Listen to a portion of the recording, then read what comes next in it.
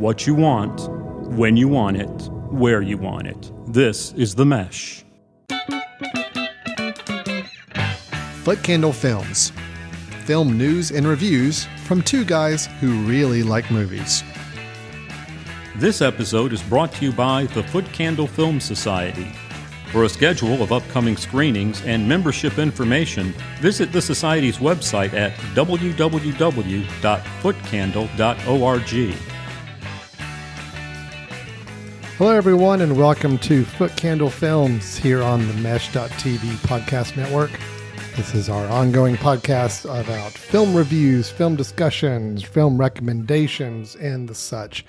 My name is Alan Jackson. With me is Chris Fry. Chris, how are you doing? I'm doing well.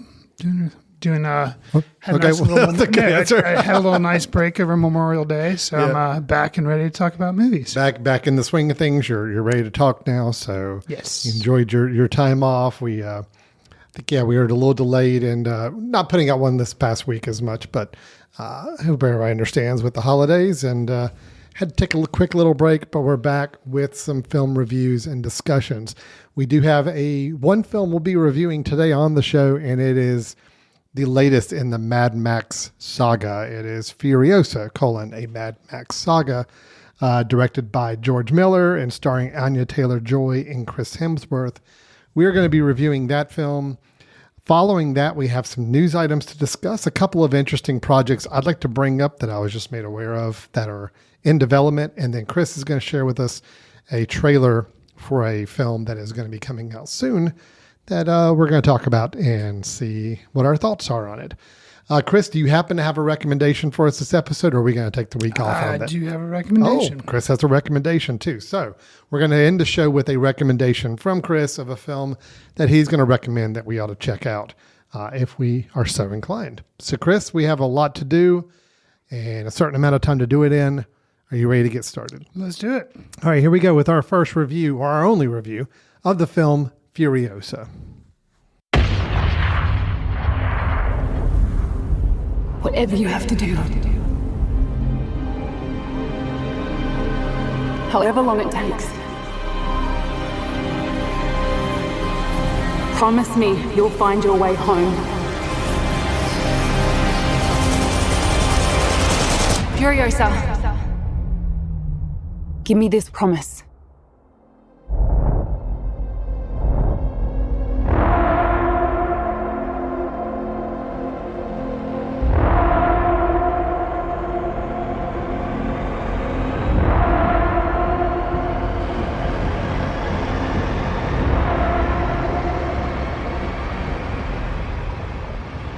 When I was getting ready to head to the multiplex for my screening of Furiosa, a Mad Max saga, my wife asked me if I remembered much of the previous film, 2015's Mad Max, Fury Road. Well, I admitted to vague memories of a film in which ramshackle vehicles drove across the desert, things blew up, and that people were always dirty. With this prequel, prior knowledge of the previous films are seemingly unnecessary, which for me was a plus. As the title would imply, it focuses on the character of Furiosa and her history. This time out, Furiosa is played by Anya Taylor-Joy, and Chris Hemsworth stars as Dementus, a nemesis for both Furiosa as well as the big baddie of Fury Road, Immortan Joe. What was this film's impact on you, Alan, and do you think in 10 years you'll be able to give any more of a plot summary to someone than ramshackle vehicles drove across the desert, things blew up, and people were always dirty? No, I think you summed it up pretty good. Okay. I think that's going to be my recollection.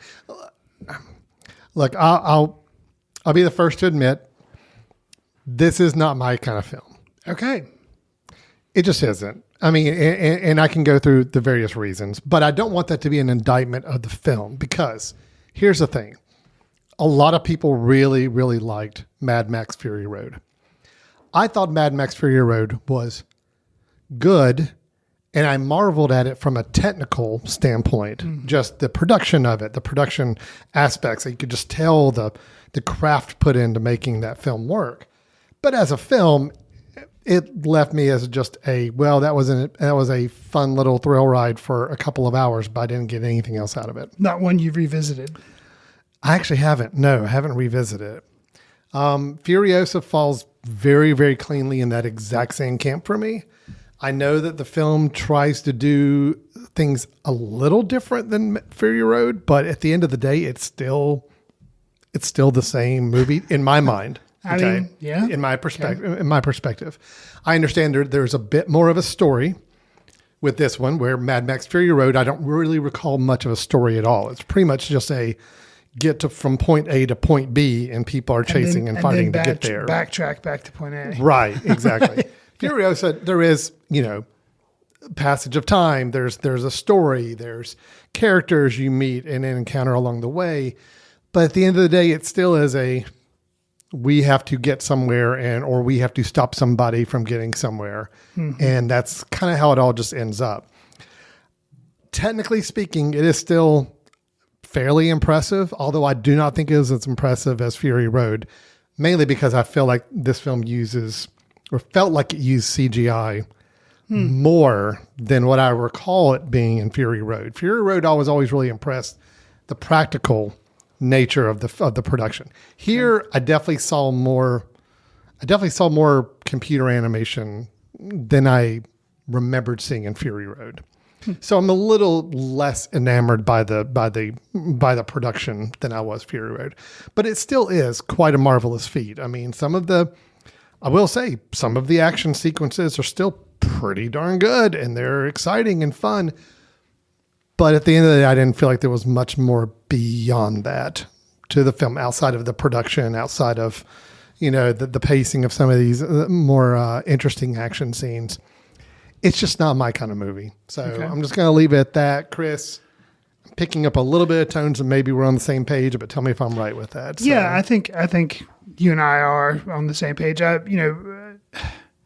had seen the original Mel Gibson Road Warrior Mad Max films a long time ago, and I'd seen each one of them like once. They'd totally faded from my memory, had not revisited them.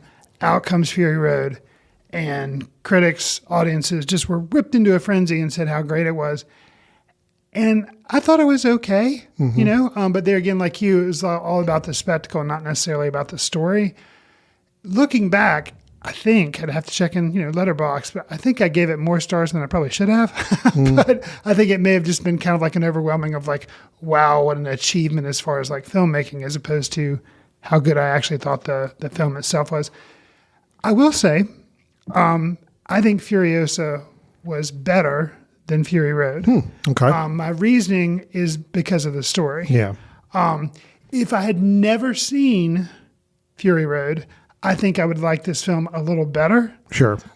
Because, yes, some of the long sequences of fighting in the desert and cars driving, yes, that was done in Fury Road, but you're like, oh, this is different. Or if I've forgotten what Road Warrior and Mad Max had in store for me, so this looks really like different and impressive.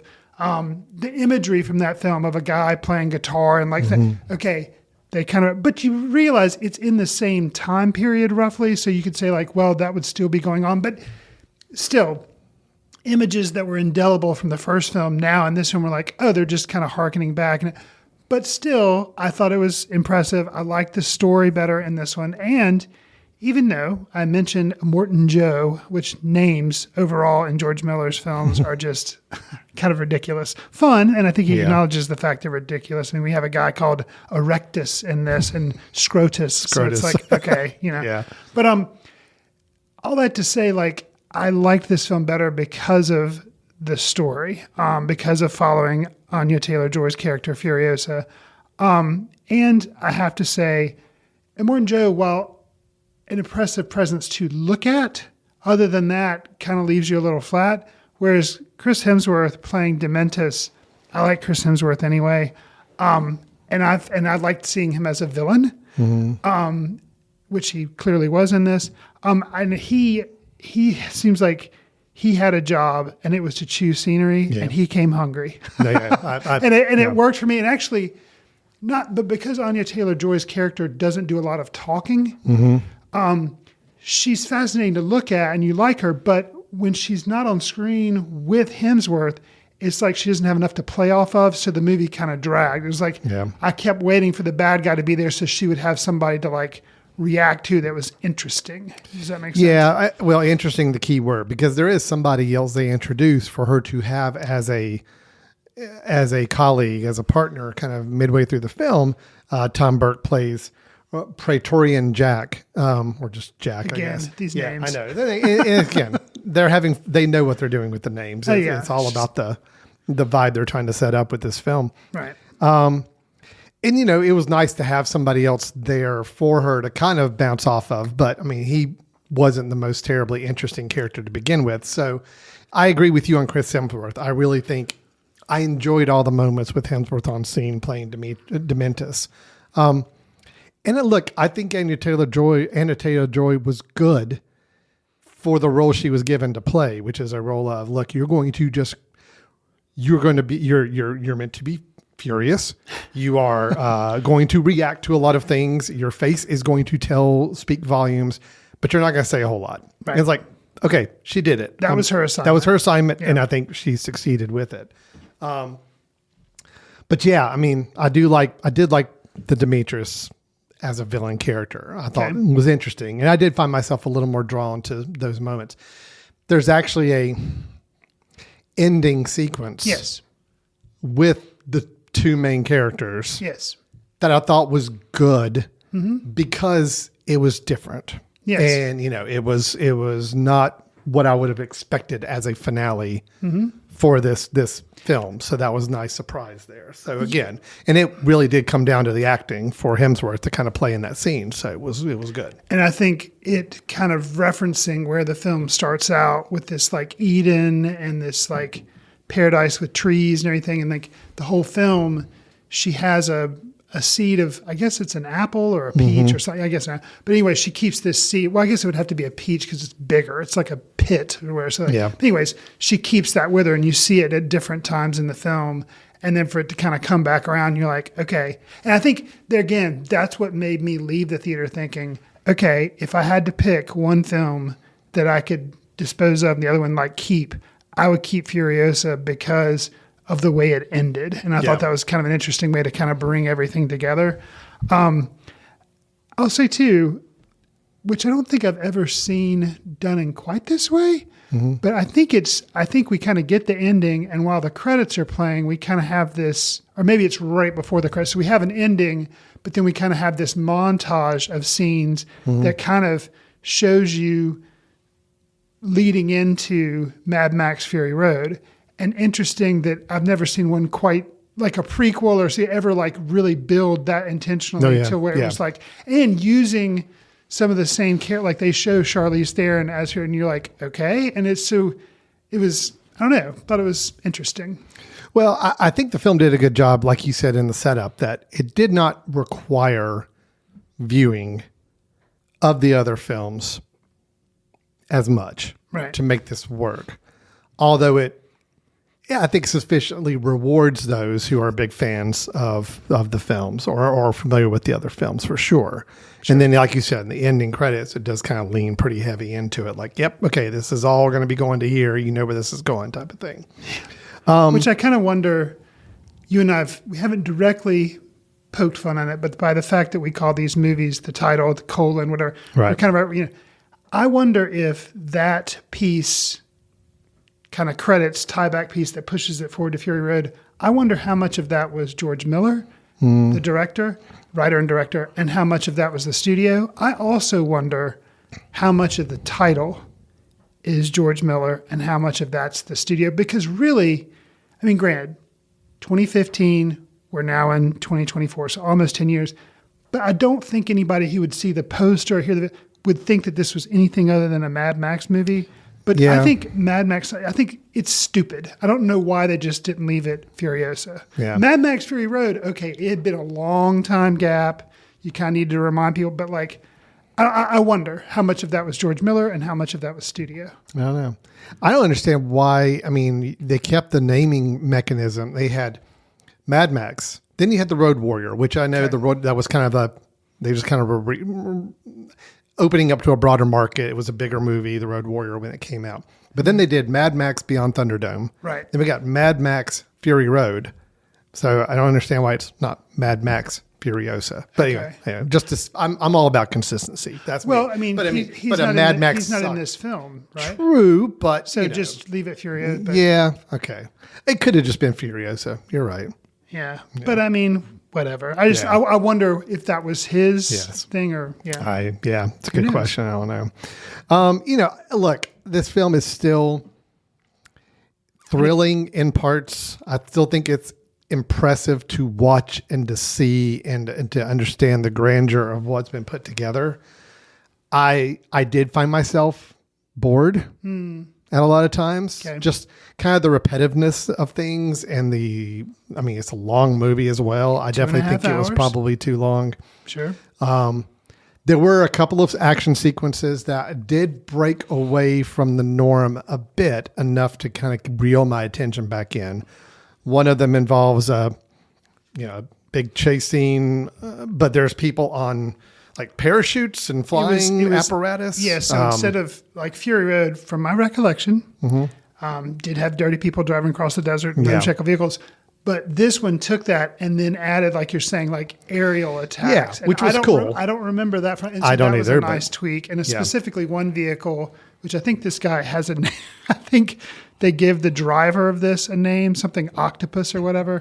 Yeah. But he drives this vehicle flying. Yes, he's called just the Octoballs. Okay, so couldn't be just be Octo. But anyways, his flying contraption has like this long trailing kite that's kind of black and has all these black tentacles. So that was like, George Miller knows how to do visuals. Yeah. And so, I thought that was cool. Actually, I think there is a little bit of storytelling too, which in the first film, strictly visuals, the shooting off of the red flares. In this film, it seems to be like red flares mean one thing. At one point, there's a green flare, and it's like, okay, it's more than there's a little bit more of like signaling, or they kind of show you that there's a little bit more of a purpose other than just things look cool. There was a bit more world building, I felt like, here in this film than even what we got in Fury Road, in that they were taking a little more time to explain or show the different factions that we're dealing with and kind of how they are interacting and some of the methods for communication and what these things signaled. Yeah, I think there was a little bit more given to that. There's another sequence that takes place at the gun factory, bullet factory, bullet something, Bullet Town, Bulletville. Yeah, I think it is Bullet Town. But it's where, people actually get off the vehicles, and there's like, some gunplay, and there's a giant tower in the middle that's Dimitri, or what's his name? Dementis is on. Sure. That was also a pretty good sequence too, just because, again, I kind of found myself perking up a little bit when I found things that were a little different. Yes. And not going to be just the same. Okay, driving down the desert, people are crawling in and out of the cars and trying to kick each other out of the cars. And, yes, look, it's still fun, but it did become a little monotonous 2.5 hours is a bit much of it after a while. So how sad or excited, depending on whether or not you think, buzz has been that maybe it won't get made, but it'll make you happy because supposedly the next installment was going to be Mad Max: The Wasteland. That was going to be a film that I guess takes place after Fury Road. Sure. So would you be excited to go see that sequel? I think Tom Hardy is supposed to come back. The whole movie's already taking place in the wasteland, like the last two. So it sounds like it's going to look and feel exactly the same. I'm not hearing anything that makes me feel differently about it. So can't say I'm terribly excited. I was moderately looking forward to Furiosa when it came out, just because I'm like, okay, I hope it's taking the things I did like from Fury Road, but adding a story, adding different characters, adding different settings, different environments. And it halfway got there for me. It did some of those things. It did more for me, but you and I are still, Yeah, but it still didn't quite give me an experience I guess I was kind of hoping for. Okay. It gave me what I was fearful I was going to be expecting, which was very, very similar. Again, you could be playing these two movies side by side, Fury Road and Furiosa, and flipping between different scenes between the two, and it'd probably be very hard to know which one you're watching unless you saw what actress was playing Furiosa. That would be the sign of, oh, okay, I know which movie I'm watching now. Gotcha. that was what I wanted. I wanted something a little bit more different. But look, I'm still going to go out and say that fans of Fury Road are going to get more of it here. Okay. Which there were a lot of fans. Hence why they got this there movie were. made. I mean, it was an Oscar-nominated film. I mean, it has a lot of fans, and a lot of people really respect that film. This is definitely more of that. I think for people like you and I, Chris, that weren't gaga over Fury Road, you found a little bit more to appreciate here than you did Fury Road. I feel about the same as I did with Fury Road. I'm Gotcha. not where this did not quite meet my needs for something different in the action and action scenes department. It did make up for it with a bit more story and a bit more characterization and a little more of an interesting plot. So it held my attention about the same as Fury Road did. I think it's fair to say these are, we're not the target audience for these films, or at least this is not the kind of film that we find ourselves clamoring for and looking forward to as much. So a throwback to our previous review, or one of our previous reviews on the prior episode of The Fall Guy. So my theory on that was that people wanted action sequences, but wanted some of the violence and the gore. That's what they were going. So it makes me curious. This film has that, has the action sequences, but has the actual violence and very, intentional, rough, it's a hard R. That's what I'm trying to get. Oh yeah. And then that people haven't come out haven't come out as in droves. So it's curious to me, what are people looking for? What do people want? What do people want? Well, the fact that the Garfield animated movie made as much money as Furiosa did in opening weekend. So people want children's entertainment. Well, you could say that, but then there's been a lot of, in the last year, family films and all that did not do well either. So I don't know. Audiences are very fickle right now. I think, here's the thing is that Fury Road, when it came out, didn't make a lot of money. Okay. I mean, it was not one of the top 10 grossing films of the year when it came out. Okay, I didn't. It got a lot of award attention. Okay. And I think people like that, you and I follow online in the critical film community, were big and gaga over it. It wasn't a huge hit. Actually, it made about as much money opening weekend as Furiosa did. Okay. So just to kind of put it in perspective, I think people were expecting this movie to be so much bigger. I'm like, no, it's not really going to be because Fury Road wasn't this huge blockbuster hit. And this is a rated R movie, very hard R, coming out in the summertime. It was not a surefire bet to just be this big money maker. The question is, will it make enough money for them to keep going with more movies? Make or the not? wasteland. That I don't know. That I couldn't tell you right now. It's going to depend on how it fares for the next few weeks. If it drops off pretty quick, or if it stays around, or if it gets some more critical or possibly award buzz from a production standpoint. It's not going to get a Best Picture nomination like Fury Road did. I think so. But it could get some for production design. It could get some nominations Fury for other Road work. did get a Best Picture. Wow. Yeah. I'd forgotten that. Yeah. Okay. It was kind of crazy when it did. So, yeah. So, Furiosa, Mad Max Saga, I think it is a film worth checking out if that is a film that you are drawn to, type of film you're drawn to. And if you're a fan of Fury Road, you're going to find more of it to enjoy here. But it just wasn't for me. Sure. So, after about an hour 15, I felt like, okay, I think I've seen this film. I think I understand what's happening here.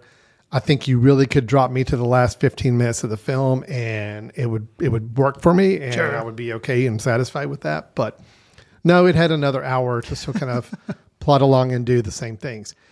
Little interspersed moments of greatness, kind of just stitched together with passages of more of the same. So, yeah, that's where it was. I think I'm kind of on the same page. May appreciate it a little bit more just because of it tried to do a little bit more story-wise. But Sure. Overall, same. We will call out Chris Hemsworth. I do think he was really good. A lot of fun in there. So that was good to see. Correct me if I'm wrong. Did have a little bit of prosthetics going on with his nose. Yep. Okay. Why?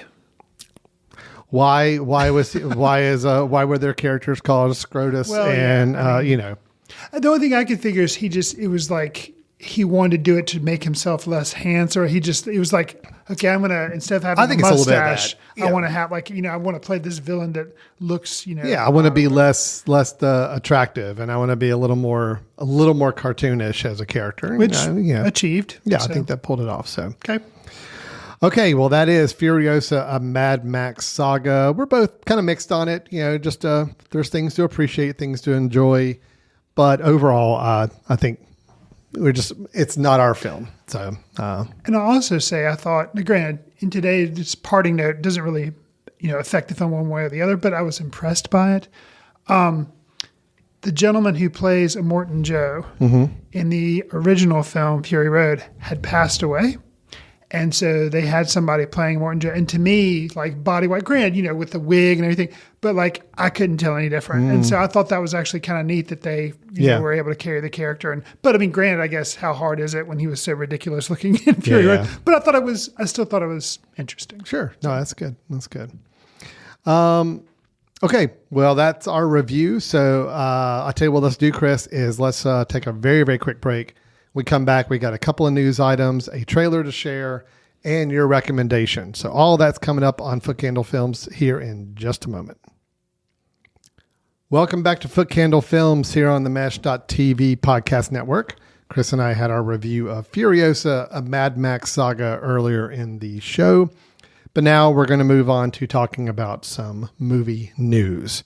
We still need a little bumper of some sort. Like I don't know, I'm just picturing like one of those old newspaper boys being like, extra, extra, here's all the news type of thing. We need something like that to kind of introduce news, because we do news about every time, but we don't really have any way to distinguish that from the show. Right. We need our crack intern team to get right on that and help us make that. So a jingle for news and a jingle for recommendations. So yeah, jingle for, and I'm going to even say it's Chris's recommendations. Okay. We need a jingle for Chris's recommendation, because I am not reliable enough to provide a recommendation on a regular basis. Okay, well, let's go ahead and do our news. Whatever, a newspaper, typewriter, clacking keys, whatever jingle thing we've got here. Definitely okay. Typewriters, because those are, everyone knows what those are now. Those are coming back here. Yeah. All right, Chris, I've got a couple of news items here. 2 projects that are underway, in production, that I'm fascinated with both of them for various reasons. Both of them have interesting directors. Both of them are biopics. Oh, dear. But biopics of interesting people and starring interesting people. Interesting people. Well, interesting people. Starring interesting people in one of them. Now, the other one, we don't know who's starring in it yet. But anyway, we'll get to that. So let's start with this one.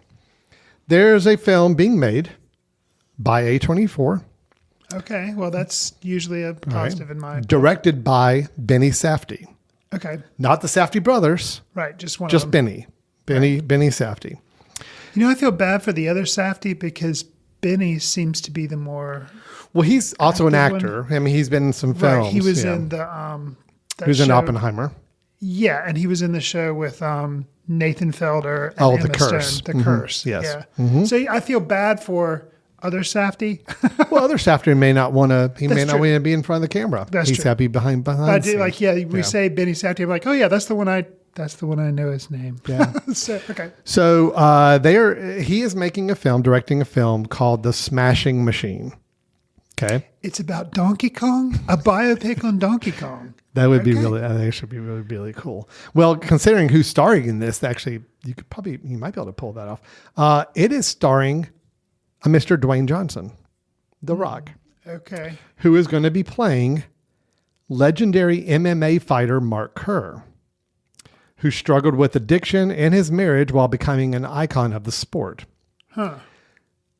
Playing his wife, Dawn Staples, Kerr's wife, is going to be Emily Blunt.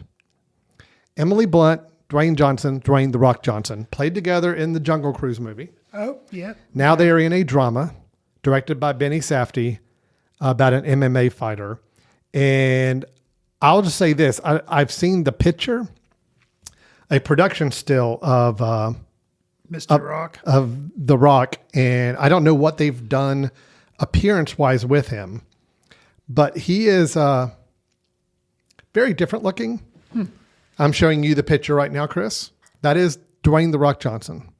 Whoa. I encourage anybody to go online and just search for The Rock or Dwayne The Rock Johnson, whatever his name, and then the Smashing Machine, and see this still that they've put out of him. He looks But very, it doesn't very look different. like his face. No. Like at all. I know. So here's why I'm intrigued by this project, Chris. Okay. I'm intrigued by it because I think the Safdies are interesting directors. I'm curious to see what Benny Safdie would do on his own. It's A24, so obviously it's got a good production studio that we're big fans of behind it. Johnson and Blunt, I mean, The Jungle Cruise was a passable film for me. It wasn't anything great, but I did like the chemistry between the two of them on screen. They're both So I'm like, okay, now to see them both in a drama kind of playing, I want to see how that rolls. And most importantly, I want to see The Rock in a drama. I want to see Dwayne The Rock Johnson do a true drama. I don't think we've had that yet, unless we count, what was the film he did early on with the Donnie Darko guy? Southland Tales. He was in the movie Southland Tales, which was drama, but it was also all over the it was all place. over the Yeah, place. yeah. So this is going to be, I think, a little more of a straightforward dramatic biopic. Plus, it's a person based on a person I know nothing about. And again, yes, it does have some vibes of Iron Claw and The Wrestler and some other movies we've had over the years, but I'm still intrigued. I think this sounds kind of interesting. So your thoughts? man. Any feedback? I'm trying to think of a sport that I am less interested in Yes. than MMA Well, exactly. fighting. Yeah. Maybe curling, although curling has the laugh factor of because people make fun of it. So, but I really don't like MMA fighting. Like if I walk in, a sports bar or restaurant or whatever, and I want to go eat and I see that on the screen, I'm like, could they find any other sport to have on the screen? Even boxing. Brutal, but I guess because it's been around longer, I'm a little bit more lenient on it, but I still don't like it. But yeah, MMA fighting, I'm just like, no. So you were referencing with Furiosa, not meant for me. Yeah. This movie, not, and yeah, I've never heard of this dude who's going to be the subject, but the people involved make me interested. A24, Dwayne Johnson, Emily Blunt, Benny Safdie. I've got to think that there is something there. Yeah. So that to me is a challenge. Like, okay, I feel like it's better. It's like, Well, okay, guys, make me care about this. See, and I think the fact that it's a sport that I know nothing about and don't have any interest in actually was what makes the film more interesting to me. Because I'm Okay. like, all right, make me interested in this person. Make me interested in what's happening here.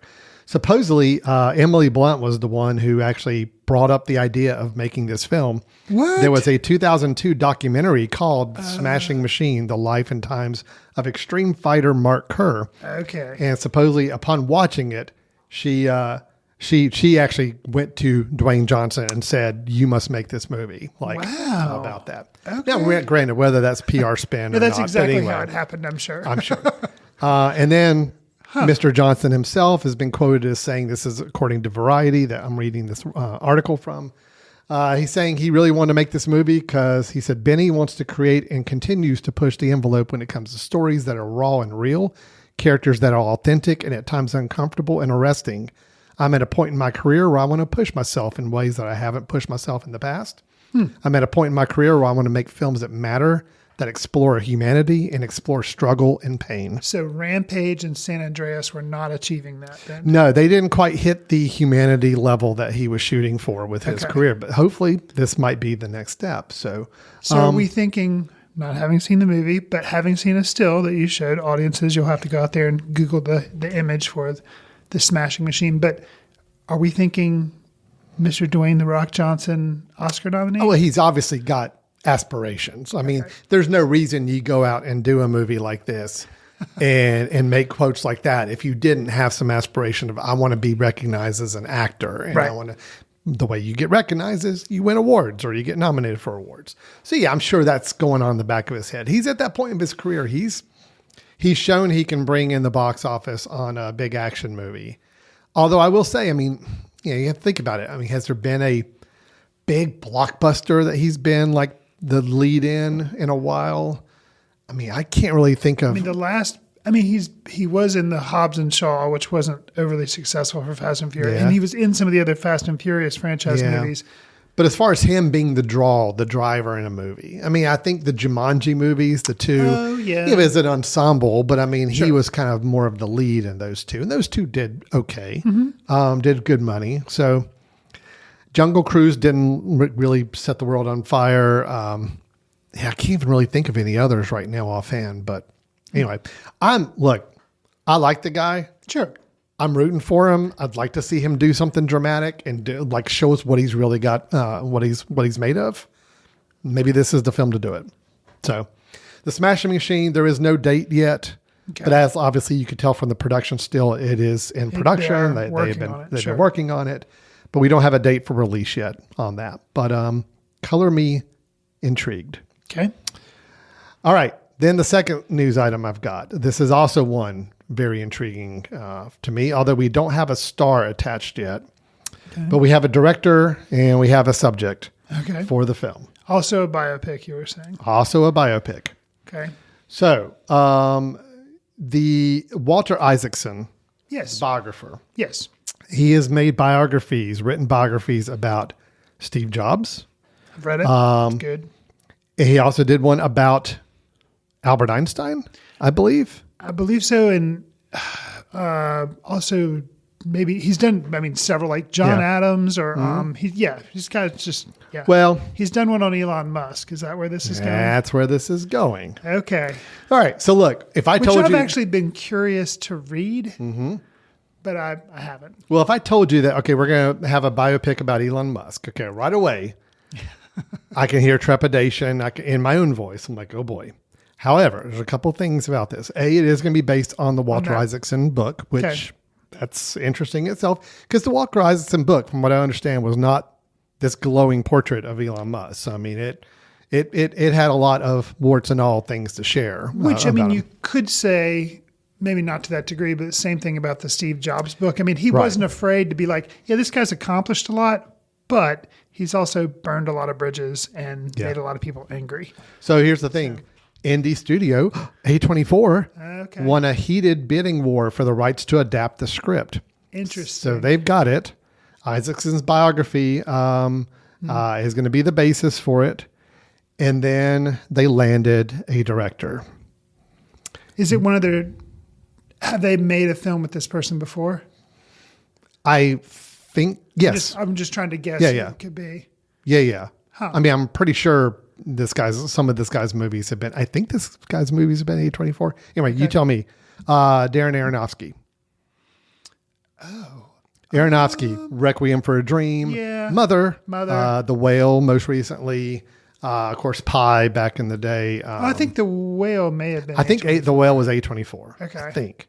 But anyway, yes. Aronofsky has signed on to direct the biopic about Elon Musk based on the Walter Isaacson biography. That's an interesting choice because he's kind of a lightning rod director, just like Musk is so that's interesting. In the script, I cannot imagine. I mean, unless you go for somebody that's like, no, this is just Musk, and you don't try to make them look like. I don't know anybody who actually looks like Musk, who's an actor, but with the magic of. But you know what? I would have said Michael Fassbender didn't look like Steve Jobs, and after once you get into the movie, it's like you didn't really care. Right, right. So they may just take that tack with it, but Yeah. So I mean, here's a question. So Musk obviously signs off on Isaacson's book for him to be the biographer of him. They kind of say it's like I can put whatever I want in my book. But I understand you're going to be fair because, he knows his reputation. Is there any type of sign off that Musk has to give to the film? Or I wonder. I'm curious. I don't know. Huh. I mean, in the book itself, and again, the book explored Elon Musk's insight into his business, his abusive childhood, intricacies of his love life. It made headlines for the fact that it revealed that Musk had welcomed a third child with his on-again, off-again partner Grimes. And the whole situation of how she was unaware that Musk was having twins with an actual employee of his at the same time. I was unaware of that as well. There was like, so in the book, there's a whole drama piece where both women are at the hospital at the same time. Oh my gosh. Unaware of each other's situation. So you start to hear this and you start to think, okay, if they're really going to explore the true nature of this biography and you give Aronofsky the reins to do it without any sign off on Musk himself, this, you could be making, I mean, Aronofsky's films, you could almost say have a little bit of a horror quality to a lot of them when the way they depict it. I think you could say that could apply for this story as well if they really wanted to go that route. Wow. There's also rumors of drug use and other things with Musk, which again, you look at, this is from the AV Club, gave this article that I'm reading from, but they kind of make some interesting comparisons saying, Musk's story might align with some of Aronofsky's previous interests. You have a guy who may or may not be spiraling into drug use, just like Requiem of a Dream. Okay. May be obsessed with his own success, possibly to the point of madness. That's Black Swan, which was an Aronofsky film. And a kid apparently hates him. It's one of his children supposedly has disowned him or hates him. Well, that would not be surprising compared to what you've just told me. And then The Whale. That's the Whale movie as well. Okay. So anyway, I think that was kind of funny for the AV Club to kind of make those comparisons. But I don't know. I'm intrigued by this because of Aronofsky. Yeah. That's the whole thing. I mean, if it was just a straight on Elon Musk biography, I'm not terribly interested, but you add a really interesting director backed by a great studio. I'm like, okay, now I'm interested. So let's see what happens here. It was interesting. Remember when the Steve Jobs movie came out, the one that Danny Boyle directed, that was based on the Isaacson biography as well. It was prefaced like months in advance by another movie, I think just called Jobs. With Ashton Kutcher. Ashton Kutcher as Steve Jobs. I still have never seen it. I've seen it. Yeah, I thought we reviewed it on the show. And you... Oh, maybe I did see it. It's like pretty forgettable. You blocked it out. It was pretty forgettable. Well, I mean, it was fine. Right. But it didn't have any teeth to it. It just didn't feel like it. It took it took the easiest, safest route in doing a biography. It felt like a rush to put something out. Yeah. I'm curious, because of the way these cycles run, if we're going to see another Elon Musk movie be kind of championed or worked on production-wise. Because he's at a similar point career-wise where Jobs was about the time this all started, where I could see people saying, hey, we want to beat this film to the punch, or maybe one that does have a little bit more buy-in from Musk himself, so it's a little more of a positive view. Who's the production partner? Oh, now I got his name. Good, because it'll be funnier if I can say his name. So I want an Adam McKay written and produced film called Musk, starring Will Ferrell as Elon Musk. That's what I want. Make it happen, Hollywood. Really good. And I want that to come out before the Elon Musk. As long as McKay doesn't get overly preachy with it. No, but I just want it to be fun. It's going to be Will Ferrell playing Elon Musk. It won't funny. I mean, it will be preachy, but I just want it to be like making him look like a complete moron. I think it would be funny. It would be interesting. Yeah. Musk, and that has to be. It's just Musk. Right. Yeah. So that's Darren Aronofsky, which I mean is good because I was kind of curious what Aronofsky was going to work on next. Sure. I know he's been doing some. He did a film that plays at the Sphere, Postcard from the Earth. And he's done some other like nature type documentary style productions. But the last film he did was The Whale. Mm-hmm. Before that, I think was Mother. Okay. So yeah, I was curious to see what was going to be his next real film, and it sounds like this is it. So exciting. Yeah, definitely. All right, Chris. So that's our 2 news items to share. We did have one third item, a trailer that I think you wanted to share with us about a film that will be coming out soon. You want to set this up for us? Tell us what we're going to see. So sure, it's going to be premiering on Apple TV Plus. It may come to theaters first because they seem to be doing a lot of that recently, but it's an Apple TV Plus like production. It pairs 2 up-and-comers, Brad Pitt. Mm-hmm. Okay, got it. And George Clooney. Oh, yeah. I've heard of those 2 chaps. Yeah, I mean, they're still new to the scene, but I think, great things can be expected. They play contract, I guess, cleaners which means something bad happens and they go in and dispose of bodies, or they handle situations. And they kind of are not partners, but they are forced to work together. And this is a comedy. So it is a comedy. It does appear to be from the trailer. So give a little bit of the trailer to give people a sense of the film. All right, here's the trailer for, what's the film's name? I'm sorry. Yes, that's important. Wolves. Yes. WOLFS. Which Wolves. I'm wondering, I hope, is somehow a reference to Mr. Wolf in Pulp Fiction, played by Harvey Keitel. That's what I was going to go to. I because really hope it is. That is still one of my favorite characters in all Mr. of Wolf. film Call the history. The Wolf. And man, if this was like an homage to that, that would be awesome. From what I described, that was his kind of role in Pulp Fiction, was to come and handle a situation. So I'm hoping that's what this is, kind of a winking nod to that. All right, well, here we go. Wolves, the official trailer on Apple TV+. How did you get this number? I was told that if I ever needed help, to call you. You're a man who can fix things. I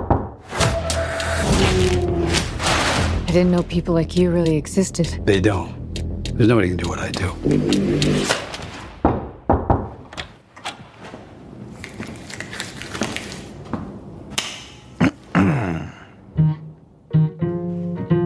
Who are you? I'm here to take care of your problem. Who called you?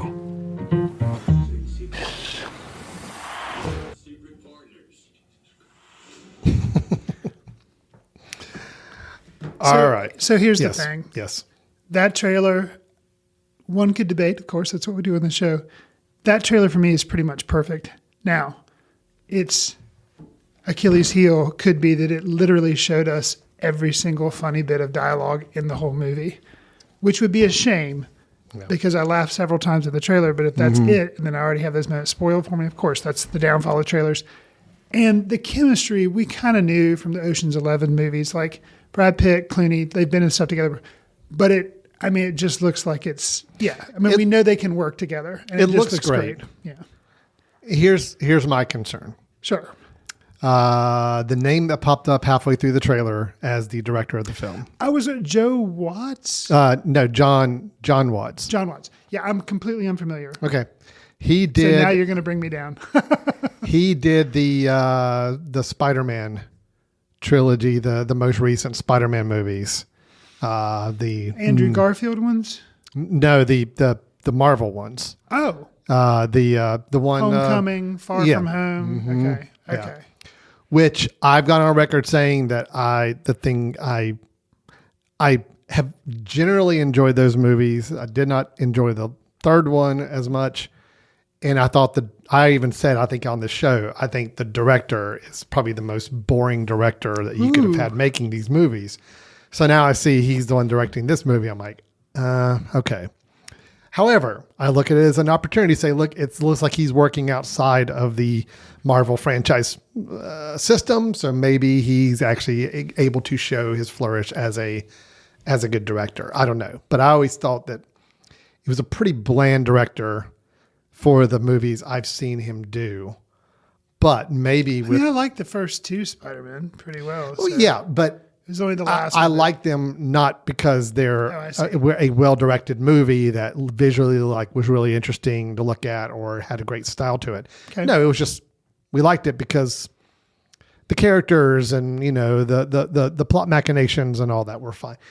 That's not really the job of the director. Director is to, how do we tell this story in a way that engages audience and makes it interesting to watch? And so anyway, and I don't know how much a director really has to put a lot of effort into directing Clooney and Pitt to be wisecracking con men or people with criminal ties that have to banter with each other. I'm like, I don't know how much a director really has to do to make that work with those two. But I enjoy spending time in that. Oh, absolutely. Yeah. That's why I'm looking forward to it as well. But I do hope it's I hope it's good. And I with you, I hope it's not just a matter that we just saw everything worthwhile, or that we saw basically a synopsis of the entire film in 2 minutes, which is also very possible as well. True. I feel like I got a little bit of that feel already.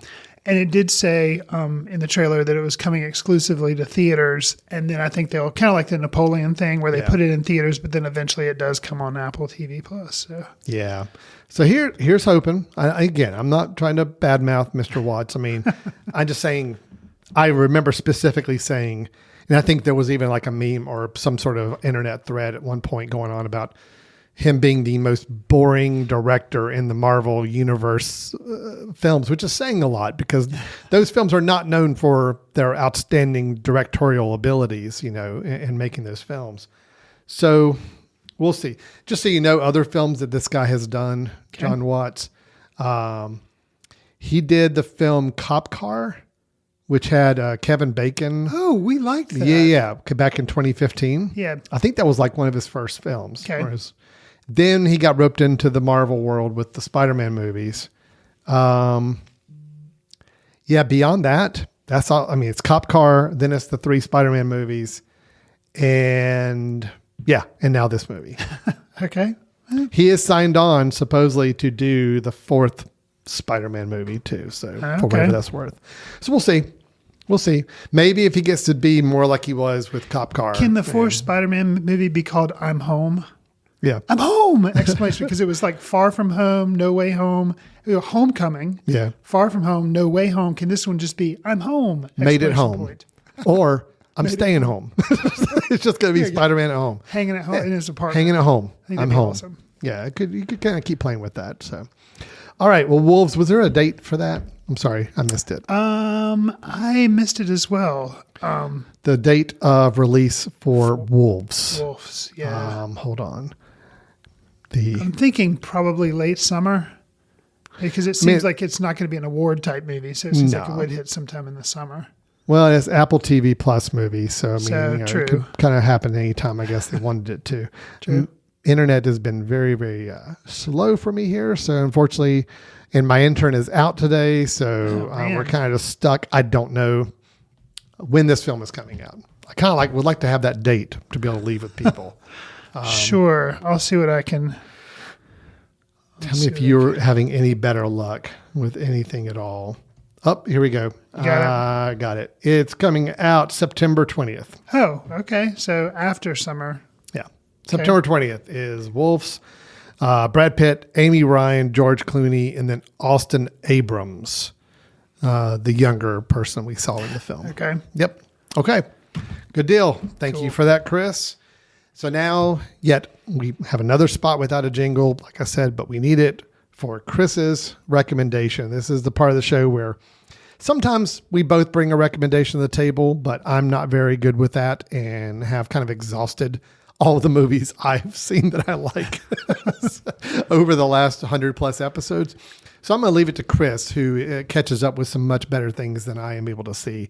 So Chris, do you have a recommendation of a film that we ought to check out and something else I can add to my ever-growing watch list that I'll never get to? Well, here's an advantage.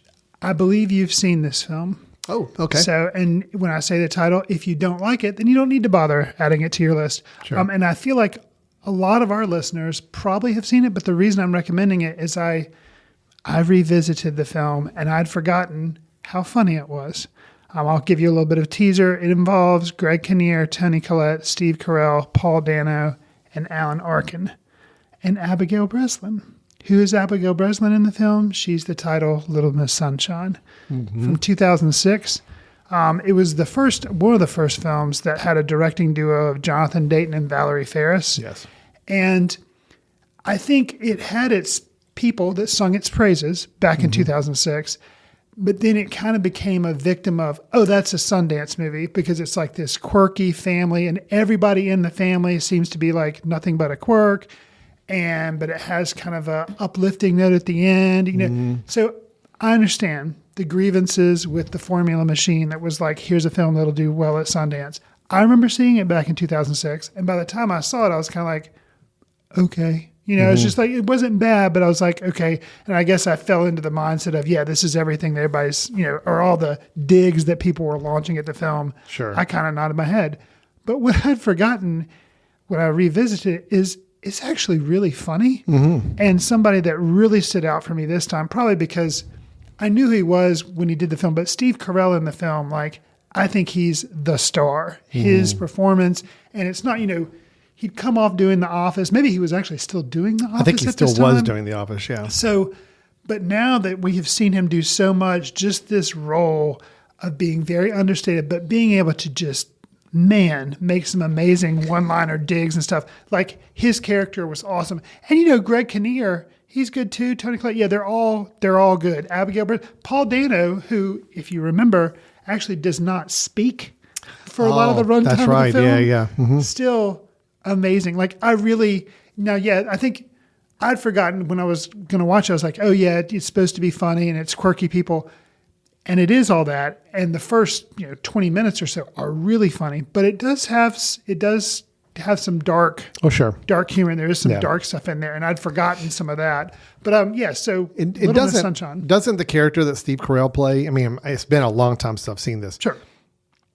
Isn't there some drama with his character? Absolutely. Okay, I seem to remember. Absolutely. All right, I seem to remember that. Yes, Yeah. I mean, actually, he probably has the bigger character arc, kind of in the film, if I remember correctly, too. So yeah. Okay. So it's streaming on Hulu, so you can watch it for free there, or you can probably rent it at all the usual services. Yeah.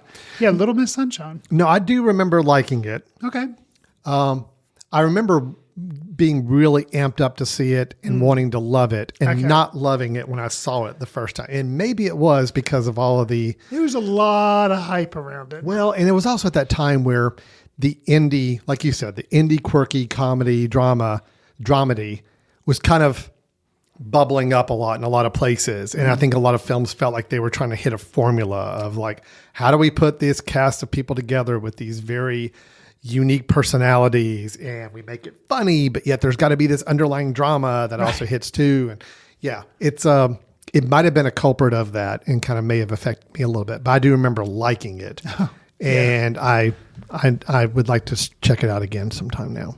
So yeah, Little Miss Sunshine streaming on Hulu. So okay, very good. Well, thank you so much for that. That is great. And that is going to wrap it up for our show today. Thanks everybody for listening to the show. Chris, if anybody wants to follow up with us or anything going forward, what should they do? You can send an email to info@footcandle.org. You can follow us on Twitter @FootCandleFilm. We're on Facebook, Foot Candle Film Society, Instagram and Threads, we're Foot Candle Film. Al and I are also on Letterboxd, where we try to track what we're seeing, sometimes leave quick takes. Do us a favor, if you like the show, consider giving us a star rating or write a review. Share with friends whatever service you receive your favorite podcasts on, because it'll help us reach new listeners, and we'd appreciate that. Last but not least, 2024 Foot Candle Film Festival, September 20th through the 28th. It's going to be here before you know it. We will be releasing our lineup in roughly a month or so be on the lookout for that, because obviously that can get you excited about the films that we'll be showing. But it should be a good time. It'll be here in Western North Carolina in Hickory. So I hope you can join us for that. It'll be our 10th festival. So we're excited about it. All right. Thanks, everybody, for listening. And we will talk to you next time. Take care. See you in the ticket line. Watch films in the company of like-minded people in the dark. Watch films in the underground. We won't let anyone know where you are. The films that don't make it to Carmike at the mall, or ones that were famous when Grandpa would watch films out of the reverence of the heritage of an art.